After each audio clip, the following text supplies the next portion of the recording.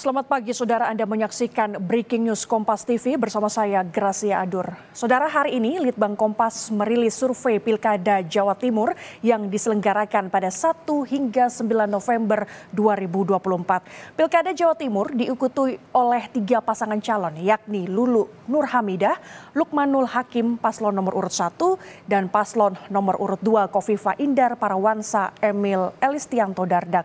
Lalu paslon nomor urut 3 Tri Risma Harini dan juga Kiai Haji Zahrul Azhar Asumta atau Gus Hans. Survei dilakukan dengan wawancara tatap muka yang diselenggarakan Litbang Kompas dari tanggal 2 hingga 7 November 2024. Kepada 800 responden yang dipilih secara acak menggunakan metode pencuplikan sistematis bertingkat di Provinsi Jawa Timur. Tingkat kepercayaan survei mencapai 95%, di mana margin of error penelitian kurang lebih 3,46%. Survei ini seluruhnya dibiayai sepenuhnya oleh Harian Kompas. Simak selengkapnya terkait hasil survei Litbang Kompas ini di Harian Kompas dan laman kompas.id. Saudara, dari jajak pendapat yang dilakukan Litbang Kompas, 3,8% responden menyatakan dukungan pada paslon Luluk Nur Hamidah Lukmanul Hakim yang bisa Anda lihat di layar kaca saat ini. Ini bisa Anda saksikan bahwa elektabilitas paslon Pilkada Jawa Timur, survei Litbang Kompas dari tanggal 2 hingga 7 November 2024 ini menyatakan bahwa 3,8% responden menyatakan dukungan pada paslon Luluk Nur Hamidah Lukmanul Hakim, saudara. Kemudian 52,5% memilih paslon Kofifa Indar Parawansa Emil Elistianto Dardak. Lalu 20,9% responden memilih paslon Tri Risma Harini Zahrul Azhar Asumta. Sementara 22,8% responden masih belum menentukan pilihan atau tidak tahu. Kemudian selanjutnya, saudara, survei Litbang Kompas ini juga memperoleh data sebaran dukungan pemilih sejumlah parpol di Pilkada Jawa Timur 2024, saudara. Saya bergeser sedikit bahwa mulai dari pemilih dari Partai Kebangkitan Bangsa, Partai Gerakan Indonesia Raya, Partai Demokrasi Indonesia Perjuangan, Partai Golongan Karya, Partai Nasional Demokrat, Partai Keadilan Sejahtera, Partai Amanat Nasional, dan Partai Demokrat. Kita akan perjelas dari masing-masing partai, saudara. Sebaran dukungan pemilih dari PKB di Pilkada Jawa Timur 2024 sebanyak 6,4% responden memilih paslon Luluk Lukmanul Hakim. Kemudian 60% ini memilih paslon Kofifah Emil Dardak, lalu 15,5% responden memilih paslon Tri Risma Harini Gus Hans. Sementara 18,2% responden menjawab tidak tahu atau belum menentukan pilihan. Kemudian, saudara, kita bergeser ke sebaran dukungan pemilih dari Partai Gerindra di Pilkada Jawa Timur, saudara. Sebanyak 5,0% responden memilih paslon Luluk Nur Hamidah Lukmanul Hakim. Kemudian 58,8% responden memilih paslon Kofifa Indar Parawansa Emil Elistianto Dardak.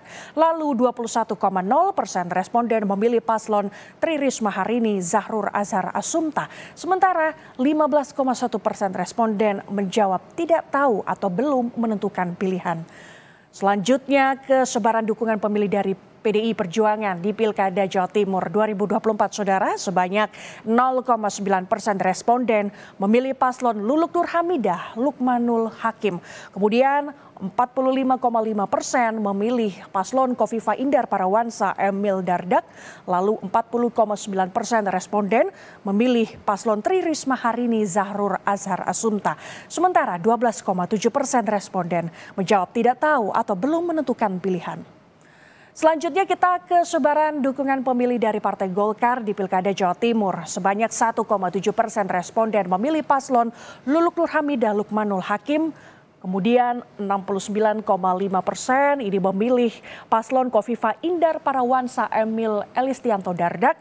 Lalu 22,0% responden memilih paslon Tri Risma Harini Zahroul Azhar Asumta. Sementara 6,8% responden menjawab tidak tahu atau belum menentukan pilihan. Selanjutnya kesebaran dukungan pemilih dari Partai Nasdem di Pilkada Jawa Timur 2024. Sebanyak 3,8% responden memilih paslon Luluk Nur Hamidah Lukmanul Hakim, kemudian 61,5% responden memilih paslon Kofifah Indar Parawansa dan Emil Elistianto Dardak, lalu sebanyak 19,2% responden memilih paslon Tri Risma Harini Zahroul Azhar Asumta. Sementara 15,4% responden menjawab tidak tahu atau belum menentukan pilihan. Selanjutnya saudara, kita bergeser ke sebaran dukungan pemilih dari PKS di Pilkada Jawa Timur 2024. Ada sebanyak 6,3% ini memilih paslon Luluk Nur Hamidah Lukmanul Hakim. Lalu sebanyak 43,8% memilih paslon Kofifah Indar Parawansa Emil Elistianto Dardak. Dan 37,5% responden memilih paslon Tri Risma Harini Zahroul Azhar Asumta. Sementara 12,5% responden menjawab tidak tahu atau belum menentukan pilihan. Kita ke sebaran dukungan pemilih dari Partai Amanat Nasional di Pilkada Jawa Timur 2024. Saudara, sebanyak 0% memilih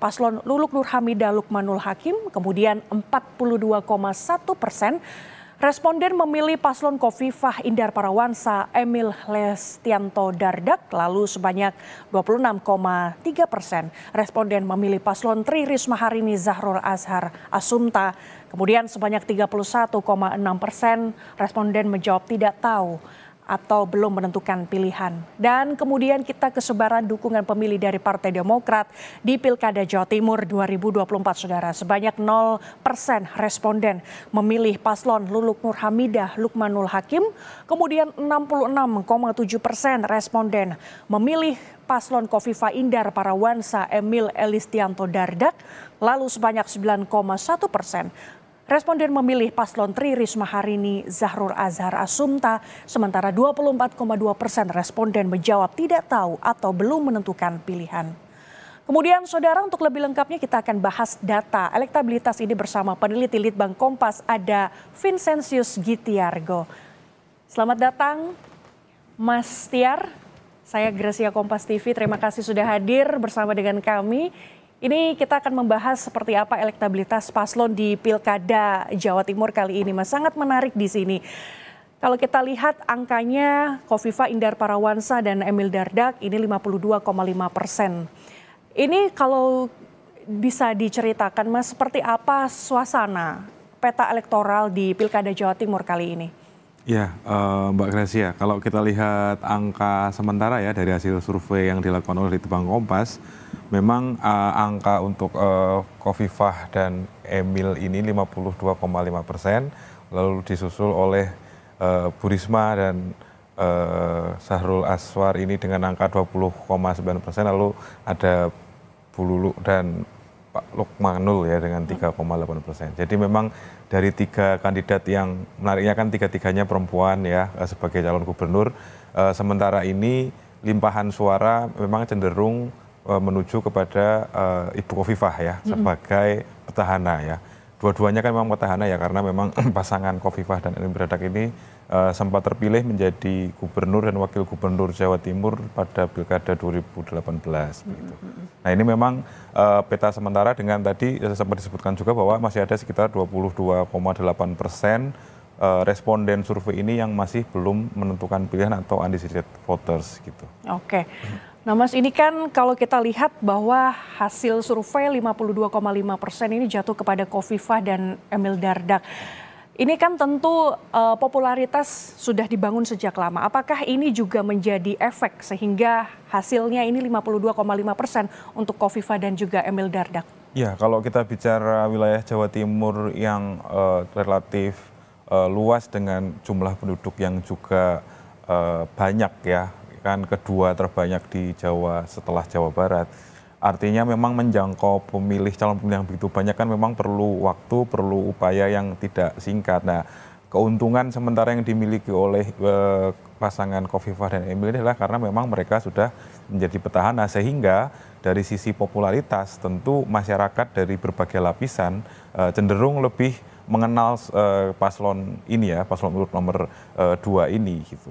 Walaupun kita lihat juga popularitasnya dari kandidat Bu Risma misalnya yang sudah pernah menjadi wali kota Surabaya dan juga menjadi menteri itu juga tampak, tapi mungkin keterjangkauan itu masih dipegang oleh paslon nomor urut 2 begitu Mbak Gracia ya. Oke, ini kalau kita lihat berbicara soal popularitas ini, Tri Risma hari ini kan juga sudah pernah menjabat sebagai Menteri Sosial, kemudian juga pernah menjabat sebagai wali kota Surabaya seperti itu.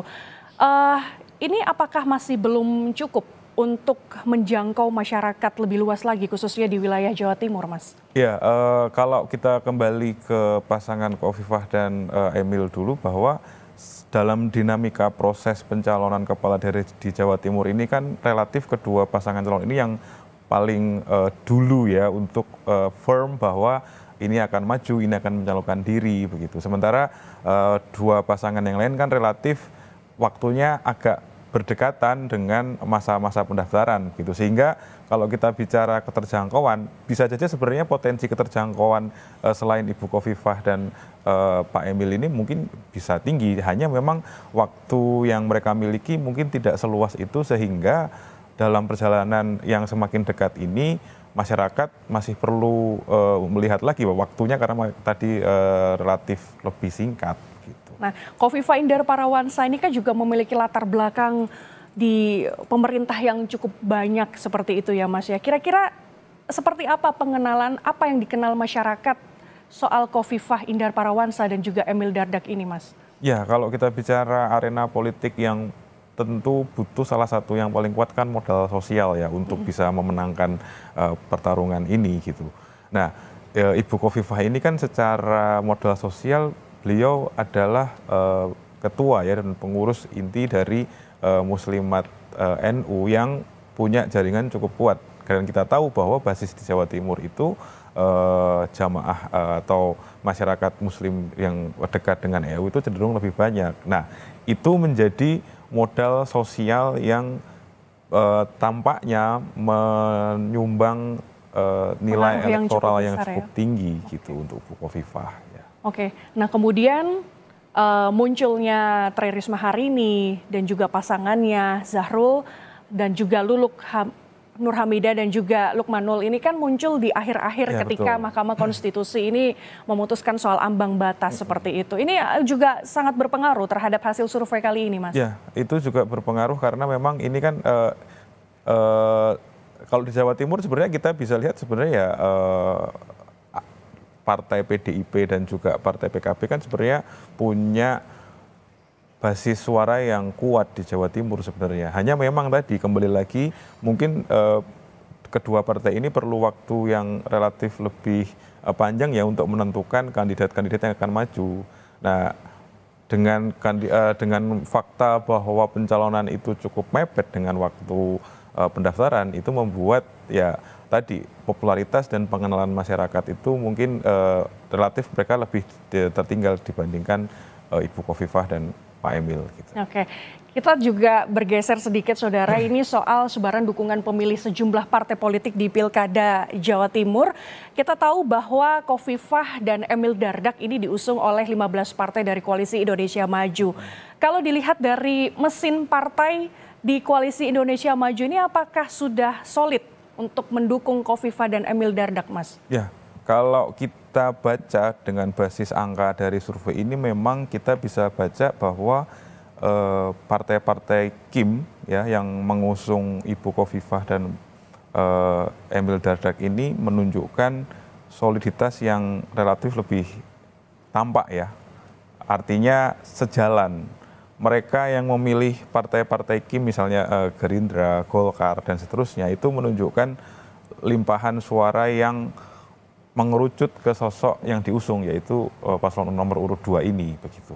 Artinya kita bisa baca ada indikasi selain memang faktor sosok yang kuat itu memang ada perlu kita lihat juga kemungkinan sumbangan elektoral dari mesin-mesin partai, infrastruktur partai yang berjalan sampai ke akar rumput ya di Jawa Timur gitu. Berarti bisa dibilang ini cukup solid ya kita lihat di sini bisa mesin partai di Koalisi Indonesia Maju untuk mendukung Khofifah. Tapi kalau kita lihat di sini angkanya untuk PKB dan juga PDIP ini kan mereka terpisah, apalagi PKB dengan Khofifah ini kali ini berpisah gitu ya Mas ya. Ini apakah terjadi split voting ya? Dalam artian seperti kayak pemilih PKB apakah ada juga yang mendukung ke Khofifah tapi bukan Luluk Nur Hamidah atau sebaliknya Mas? Dalam pilkada atau proses perjalanan menuju pilkada ya itu sebenarnya atau pemilu secara umum sebenarnya hal yang relatif wajar ketika ada pemilih-pemilih yang split ya, artinya partai yang dia pilih itu berbeda atau calon yang dia pilih berbeda dengan partai yang dia pilih gitu. Nah kalau dari hasil ini kita lihat memang kecenderungan PKB meskipun ada calon yang diusung calon paslon nomor 1 memang ternyata sosok Khofifah tampak lebih kuat ya untuk para pemilih PKB ini di Jawa Timur sehingga suaranya cenderung ke paslon nomor 2. Begitupun dengan partai PDIP ya kita lihat kan angkanya sangat ketat ya di situ artinya ada 45 antara Bu Khofifah dan Bu Risma ya dari 45,5% berbanding ke Bu Risma 40,9%. Nah artinya memang faktor sosok Khofifah memang itu mungkin cenderung lebih dominan ya. Di satu sisi, di sisi lain ada pertanyaan besar bagaimana mesin partai atau infrastruktur partai yang dibangun dari kedua partai non-KIM ini di Jawa Timur. Nah itu yang perlu kita lihat bersama nanti gitu ya. Kurang lebih seperti itu ya Mbak ya. Oke baik. Ini sangat menarik kalau dibahas ya Mas ya soal sebaran dukungan pemilih sejumlah partai politik. Tapi saudara masih banyak informasi-informasi menarik lainnya masih soal survei Litbang Kompas di Pilkada Jawa Timur 2024. Tetaplah bersama kami. Saudara masih bersama saya Gracia Adur dan peneliti Litbang Kompas Vincentius Gitiargo. Selain elektabilitas dari sebaran parpol, Litbang Kompas ini juga merilis hasil survei elektabilitas 3 pasangan calon gubernur Jawa Timur berdasarkan generasi. Jajak pendapat atau survei Litbang Kompas juga memperoleh elektabilitas berdasarkan generasi atau usia para responden yang tersebar di beberapa kategori. Mulai dari generasi Z, yakni responden berusia di bawah 28 tahun, kemudian generasi Y muda di rentang usia 28 hingga 35 tahun, kemudian responden generasi Y madya yakni di rentang usia 36 hingga 43 tahun. Lalu ada responden generasi X dengan rentang usia 44 hingga 57 tahun, serta terakhir ada responden generasi baby boomer yakni ada di rentang usia 58 hingga 76 tahun. Saudara, kita bedah lebih detail elektabilitas berdasarkan generasi Z di Pilkada Jawa Timur. Anda bisa lihat informasinya di layar kaca Anda. Berdasarkan responden Gen Z atau Gen Z dengan usia di bawah 28 tahun sebanyak 7,4%. Ini memberikan dukungan kepada Luluk Nur Hamidah Lukmanul Hakim. 53,7% memilih paslon Khofifah Indar Parawansa Emil Dardak. 23,7% responden memilih paslon Tri Risma Harini Zahrur Azhar Asumta. Sementara 15,3% responden memilih tidak tahu atau belum menentukan pilihan.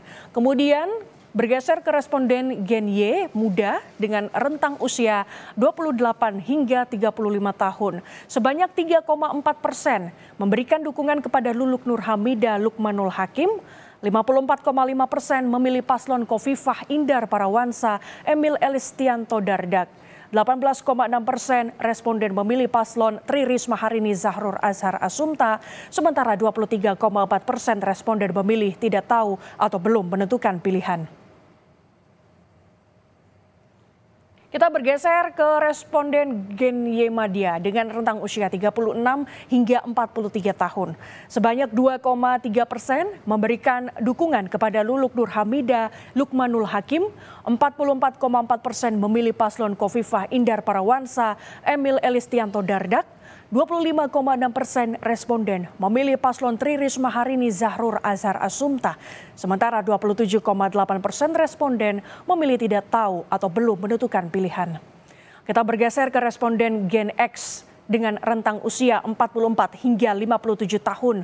Sebanyak 3,5% memberikan dukungan kepada Luluk Nur Hamidah Lukmanul Hakim, 56,3% memilih paslon Khofifah Indar Parawansa Emil Elistianto Dardak, 18,1% responden memilih paslon Tri Risma Harini Zahrul Azhar Asumta, sementara 22,1% responden memilih tidak tahu atau belum menentukan pilihan. Kita bergeser ke responden generasi baby boomers dengan rentang usia 58 hingga 76 tahun. Sebanyak 1,5% memberikan dukungan kepada Luluk Nur Hamidah Lukmanul Hakim. 50,4% memilih paslon Khofifah Indar Parawansa Emil Elistianto Dardak. 19,3% responden memilih paslon Tri Risma Harini Zahrul Azhar Asumta. Sementara 28,9% responden memilih tidak tahu atau belum menentukan pilihan. Jajak pendapat atau survei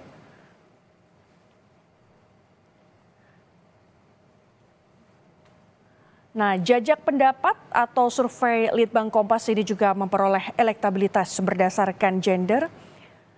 Tapi sebelum ke gender, saudara, kita akan kembali ke elektabilitas berdasarkan generasi di Pilkada Jawa Timur. Ini ada Gen Z, Gen Y, Gen Y Madya, Gen X, dan juga Baby Boomers. Ya. Sebetulnya yang saya tanyakan ini, Mas, seperti apa kampanye dari ketiga paslon ini untuk bisa mengenalkan diri kepada 5 generasi ini?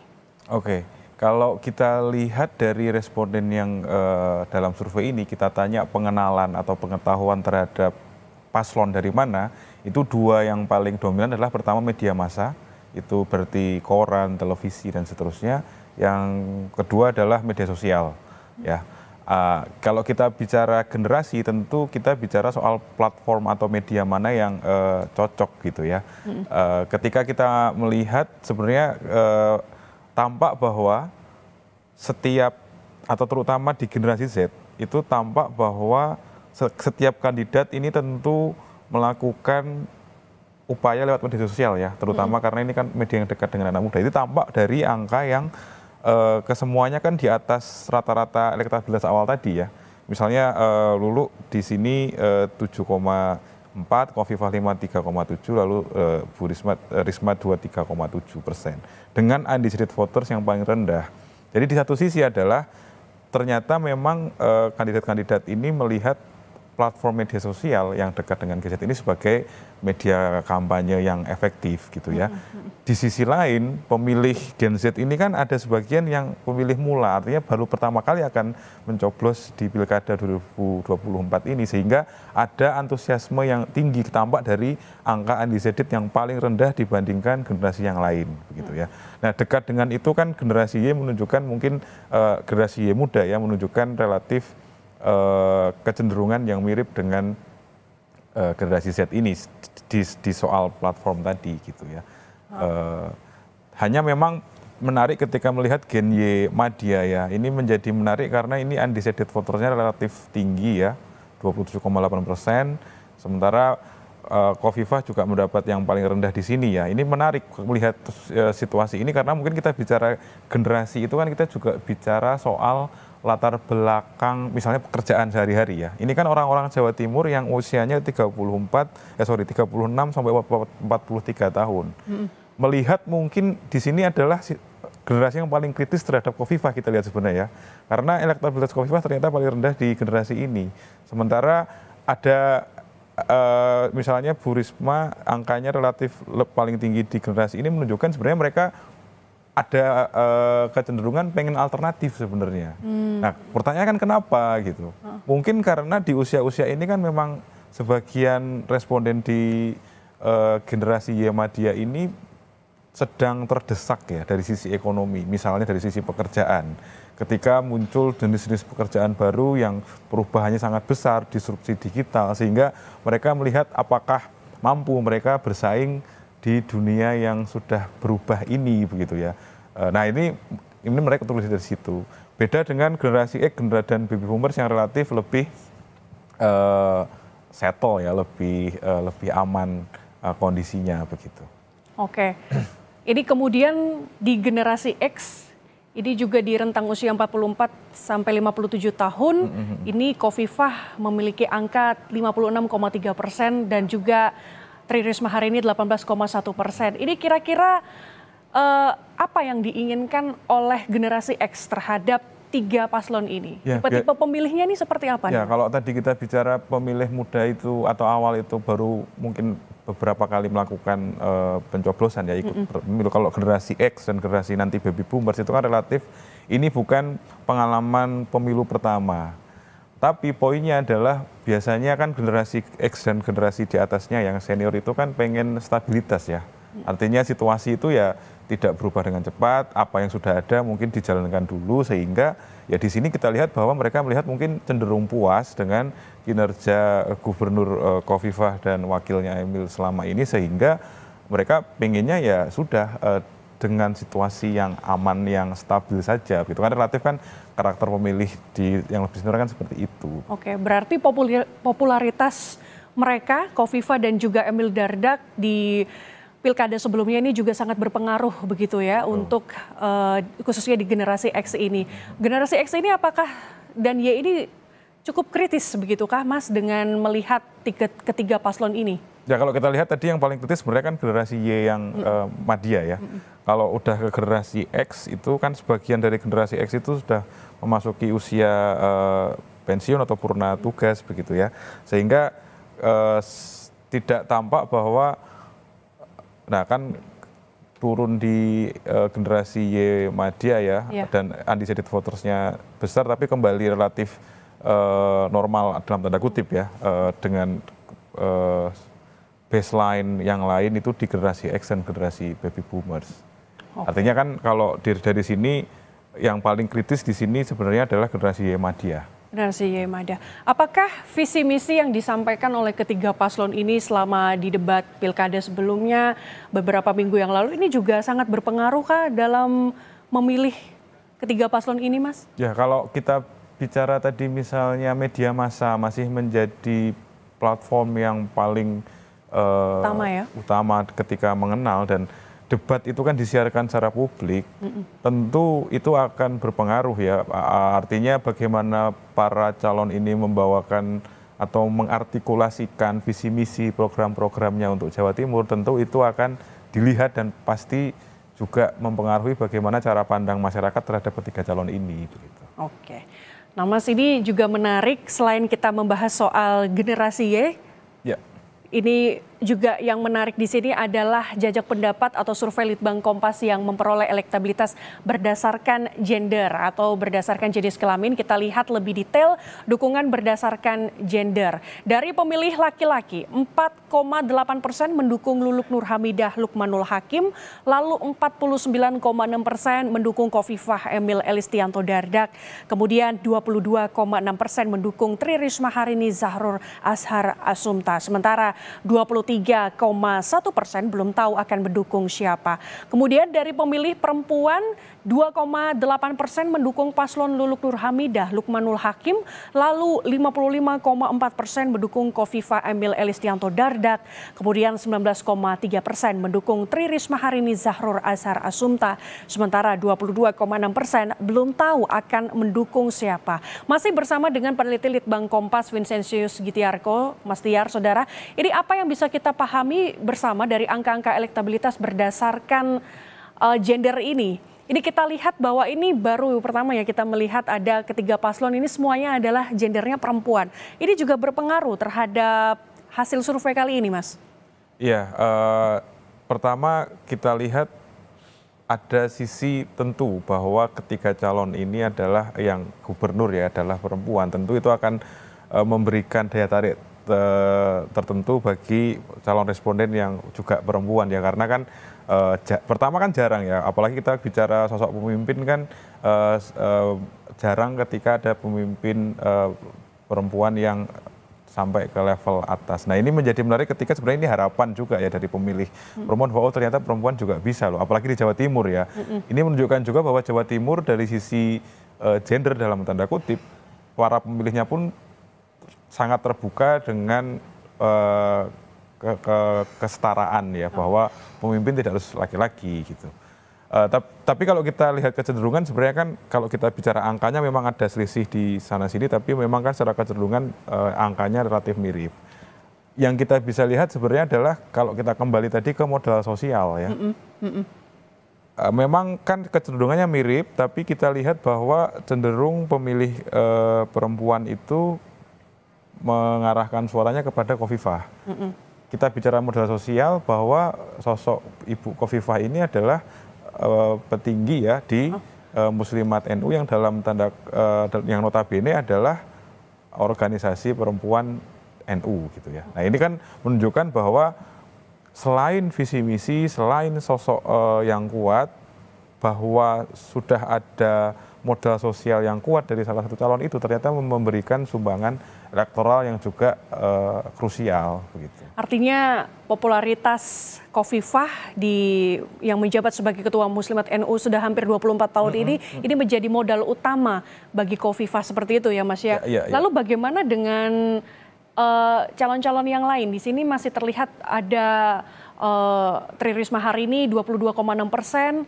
Ini seperti apa ini Mas? Ya, dengan popularitas yang ada yang dimiliki oleh Tri Risma hari ini sebelumnya menjabat sebagai Mensos, kemudian Wali Kota Surabaya, ini seperti apa? Ya sebenarnya kalau kita lihat selisih memang ada kecenderungan laki-laki sedikit lebih tinggi ya untuk Ibu Risma. Cuma kan selisihnya memang tidak setinggi yang perbandingan antara Ibu Khofifah ya. Lalu menarik juga ketika melihat Bu Lulu itu lebih tinggi sedikit elektabilitasnya di pemilih laki-laki. Tapi memang kecenderungannya ini kita lihat masih di dalam margin error. Artinya sebenarnya tidak ada perbedaan yang cukup signifikan antara pemilih laki-laki dan pemilih perempuan di paslon nomor 1 dan paslon nomor 3 ya. Kemudian bagaimana dengan sebaran di aspek gender laki-laki dan perempuan Mas? Ini terlebih melihat bahwa calon gubernur di Jawa Timur adalah perempuan. Ya kalau kita lihat bahwa tidak ada problem artinya kecenderungannya sama, kembali lagi bahwa baik laki-laki maupun presiden perempuan melihat ya tidak ada masalah dengan sosok pemimpin perempuan di Jawa Timur, dan itu kan sudah pernah terjadi bahwa Khofifah pun terpilih gitu. Waktu itu pun ketika itu kan sebenarnya Ibu Khofifah juga melawan yang lawannya adalah laki-laki gitu. Artinya kita melihat juga kultur masyarakat Jawa Timur yang mungkin relatif lebih terbuka ya soal gender ini terhadap sosok pemimpin. Berarti isu gender ini tidak menghambat khususnya untuk di Pilkada Jawa Timur meskipun ketiga paslon ini adalah perempuan. Artinya semua di sini tidak ada yang ini ya sangat menghambat begitu ya Mas ya. Oke. Nah saudara, masih banyak informasi menarik lainnya masih soal survei elektabilitas dari ketiga paslon Pilkada Jawa Timur. Tetaplah bersama kami. Saudara, kita akan melihat ada jajak pendapat atau survei Litbang Kompas juga memperoleh data silang atau cross elektabilitas berdasarkan kelas sosial ekonomi yang terbagi ke dalam 4 kelas, yakni ekonomi kelas bawah, ekonomi kelas menengah bawah, ekonomi kelas menengah atas, dan ekonomi kelas atas. Kita perjelas lebih detail saudara di wall di sisi sebelah kanan saya. Sebanyak 2,9% responden dari kelompok masyarakat kelas ekonomi bawah memilih Lukmanul, 58,0% ini memilih Khofifah Emil, lalu 18,6% memilih Risma Gushans. Sebanyak 20,6% responden memilih tidak tahu atau belum menentukan pilihan. Kemudian sebanyak 4,4% responden dari kelompok masyarakat kelas ekonomi menengah bawah memilih Lukmanul, 49,6% memilih Khofifah Emil, lalu 21,5% memilih Risma Gushans. Sebanyak 24,5% responden memilih tidak tahu atau belum menentukan pilihan. Sebanyak 5,7% responden dari kelompok masyarakat kelas ekonomi menengah atas memilih Lukmanul, 44,3% memilih Khofifah Emil, lalu 27,1% memilih Risma Gushans. Sebanyak 22,9% responden memilih tidak tahu atau belum menentukan pilihan. Sebanyak 4,5% responden dari kelompok masyarakat kelas ekonomi atas memilih Luluk Lukmanul, 40,9% memilih Kofifa Emil, lalu 31,8% memilih Risma Gus Hans. Sebanyak 22,7% responden memilih tidak tahu atau belum menentukan pilihan saudara. Masih bersama dengan peneliti Litbang Kompas, bersama dengan kami Vincentius Gitiarko, kita akan membahas soal dari sisi kelas ekonominya. Ini kalau kita lihat cenderung ada di nomor urut 2 yaitu Kofifa Indar Parawansa dan juga Emil Dardak. Sebetulnya apa yang diinginkan oleh mereka, Mas? Oke, ada pola yang menarik ya Mbak ya kalau kita lihat berdasarkan kelas sosial responden, karena ketika kita bicara misalnya memang yang di setiap kelas ini kan paslon nomor urut 2 yang sementara ini angkanya tinggi. Tapi ada tren bahwa semakin tinggi kelas sosial responden itu limpahan suara kepada paslon nomor urut 2, Ibu Kofifah dan Emil itu semakin turun trennya. Sementara sebaliknya di dua kandidat yang lain kita bicara Ibu Luluk dan Ibu Risma itu semakin tinggi kelas sosialnya, semakin relatif naik ya angkanya. Nah ini menunjukkan bahwa pertama pengenalan atau informasi atau kampanye yang dilakukan oleh Ibu Risma dan Ibu Luluk itu terjangkau sebenarnya. Ya bisa jadi terjangkau oleh mereka yang berada terutama di kelas menengah atas dan kelas atas. Sehingga kelompok kelas ini sebenarnya berpikir meskipun tetap ke paslon nomor 2 angkanya lebih tinggi, tapi mereka berpikir jangan-jangan bisa ya ada alternatif gitu ya, untuk ada pemimpin baru, tidak memilih yang petahana gitu. Itu di satu sisi.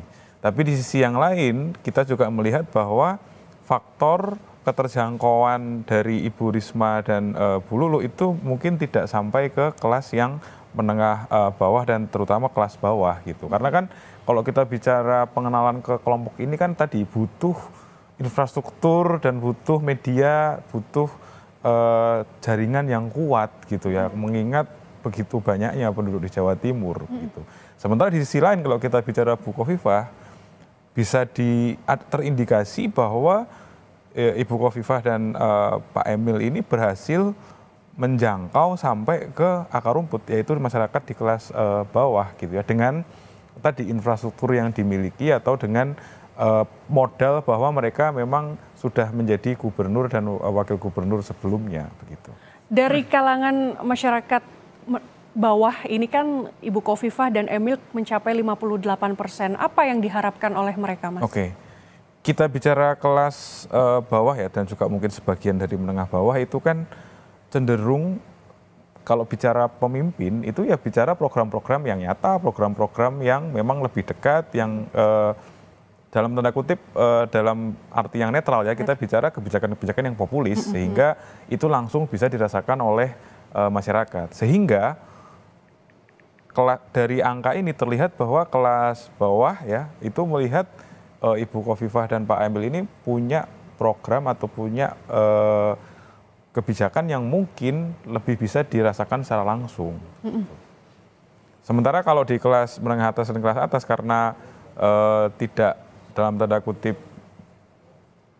bergulat dengan perekonomian yang lebih sulit gitu, mereka lebih berpikir oh mungkin ada alternatif yang bisa diambil gitu. Melihat tadi visi misi dan seterusnya yang tidak hanya yang populis gitu ya, yang salah satu yang diinginkan oleh Kofifa dan Emil ini adalah meningkatkan lapangan pekerjaan. Nah, untuk di kalangan menengah bawah ini apakah ini juga salah satu faktor utama sehingga mereka memilih Kofifa dan Emil, Mas? Iya, kalau kita bicara demografi secara umum kan entah di Jawa Timur secara khusus bahkan di Indonesia secara luas ya. Sebenarnya kan basis pemilih kita paling besar itu ya di kelompok menengah bawah dan kelas bawah gitu ya.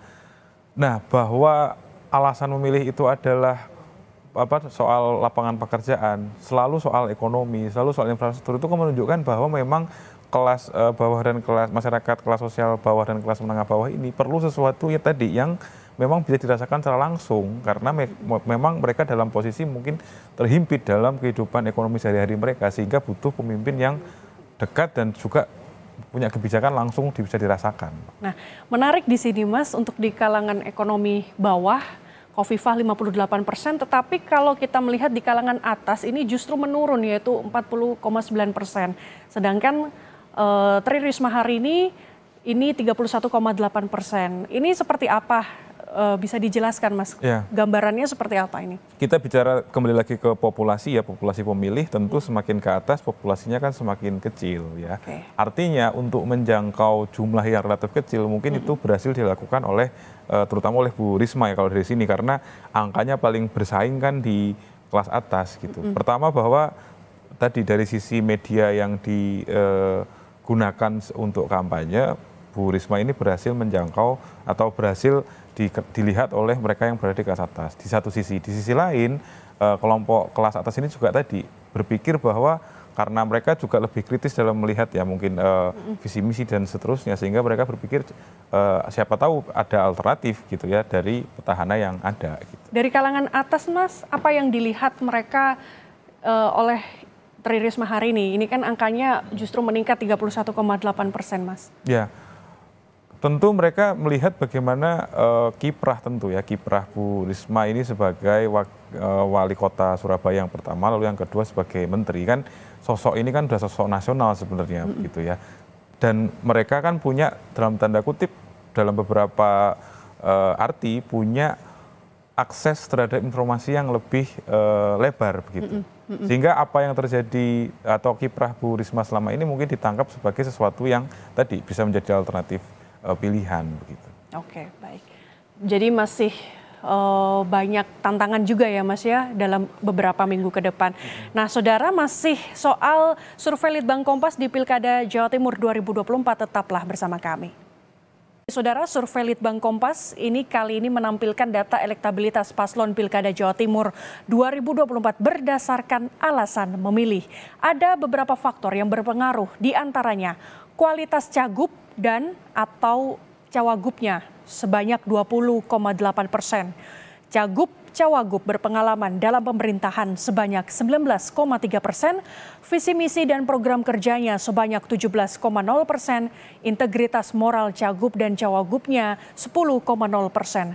Tampilan fisik cagup cawagup 3,9%, suka atau sangat suka atau sesuai hati nurani 3,8%, mewakili semangat identitas Jawa Timur sebanyak 2,7%, karakter personal 2,2%, alasan karena mengetahui paslon itu saja 2,1%, alasan selanjutnya dermawan atau berjiwa sosial sebanyak 2,1%, pilihan keluarga kerabat atau orang terdekat 2%, public figure atau orang terkenal sebanyak 1,8%, suka belusukan dan berbaur dengan masyarakat sebanyak 1,4%, lainnya 8,1% dan menjawab tidak tahu sebesar 2,8%. Kemudian bila berdasarkan pertimbangan memilih ada sejumlah faktor yang mempengaruhi Saudara, yaitu pertama sosok cagup mengambil persentase tertinggi yakni 61,1%, sosok cawagup 4,1%, keduanya 25,9%, tidak keduanya 0,6%. Tidak tahu 7,7% dan tidak menjawab 0,7%, Saudara. Ini tadi kita membahas sudah ada dua hal di sini, yaitu alasan memilih dan juga pertimbangan memilih. Ini kalau kita lihat ini rupanya kualitas cagup dan cawagup ini juga menjadi pertimbangan mereka untuk memilih, ada sebanyak 20,8%. Ini seperti apa kalau Mas melihat soal ini? Ya, kalau soal ini kan 20,8%, artinya 2 dari 10 responden itu mempertimbangkan alasannya adalah kualitas cagupnya ya, kualitas cagup atau cawagupnya. Nah, ini juga menjelaskan kenapa aliran kepada Khofifah dan kepada Emil ini relatif lebih tinggi daripada yang lain, karena memang kualitas sebagai cagup dan cawagup itu ya dalam tanda kutip hanya dimiliki oleh paslon nomor 2 karena mereka sudah berpengalaman gitu ya. Ditambah lagi dengan selisih angka yang tidak begitu jauh itu alasannya adalah pengalaman dalam pemerintahan gitu. Nah ini juga menjelaskan kenapa pesaing terdekat dari paslon nomor 2 Bu Khofifah dan Pak Emil itu adalah Bu Risma ya di paslon nomor urut 3. Itu kan menjelaskan juga dari 3 paslon ini yang memang punya pengalaman relatif lebih banyak adalah kedua dari paslon ini. Gitu. Kemudian selanjutnya ini juga tadi kita membahas soal pertimbangan pemilih seperti itu ya Mas ya. Tadi di sini angkanya cukup besar untuk sosok Cagup sendiri juga menjadi pertimbangan penting bagi mereka. Nah, apa yang diinginkan dari responden soal sosok calon gubernur ini Mas di Pilkada Jawa Timur? Ya, sosok Cagup di Pilkada Jawa Timur yang kesemuanya adalah perempuan, kita melihat bahwa perempuan-perempuan ini memang perempuan-perempuan punya karakter yang sangat kuat ya. Karena kan kalau kita bandingkan sangat jauh pertimbangan hanya soal Cawagup gitu ya. Pertama-tama 61,1% responden melihat yaitu sosok calon gubernurnya gitu ya. Mereka melihat tadi bahwa ketiga sosok ini gitu ya punya memang sosok yang kuat, punya karakter yang kuat dan menjadi pertimbangan utama dari para pemilih ini untuk menentukan siapa yang akan dipilih dalam pilkada nanti gitu. Oke, jadi ini 61,1% ini juga menjadi pertimbangan mereka melihat seperti apa latar belakang dari ketiga paslon ini.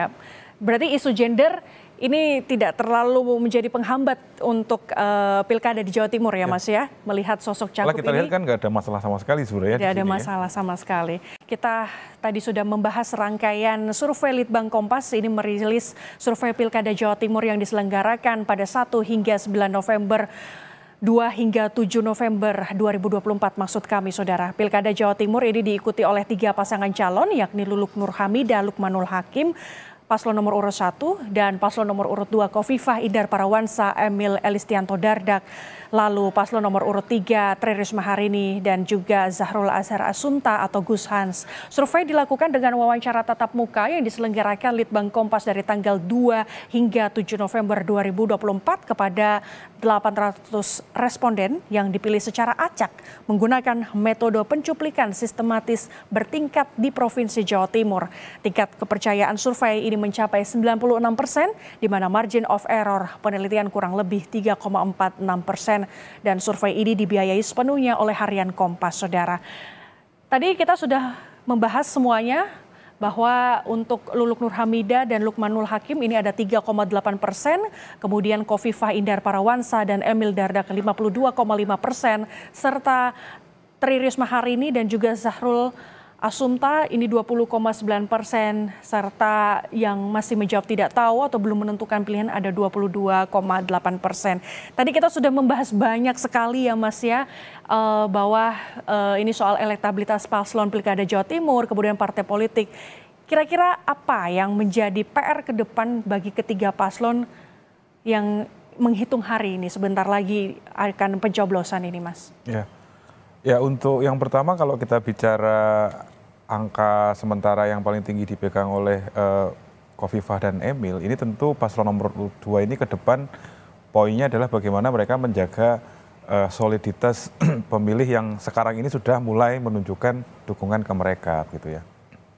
Sementara kalau dari 2 penantang yang lain ya di paslon 1 dan paslon nomor 3, bagaimana PR-nya adalah membuat keterjangkauan tadi ya, pengenalan itu bisa dilakukan dalam waktu yang memang relatif sempit gitu ya.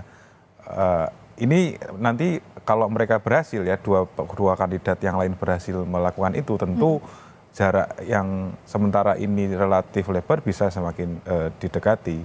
Yang kedua adalah bagaimana meyakinkan dari mereka yang belum menentukan pilihan ya, undecided voters begitu, masih ada 22,8 yang masih menimbang-nimbang. Siapa dari ketiga ini yang mau dipilih gitu. Nah itu yang menarik, kita lihat bagaimana dinamika itu berjalan ke depan. Gitu. Baik, terima kasih Mas Vincentius Gitiargo sebagai peneliti Litbang Kompas sudah menempatkan waktunya di sini. Saudara, masih banyak informasi lainnya di survei Litbang Kompas, tetap pantau terus informasi di Harian Kompas atau di kompas.id. Terima kasih saudara.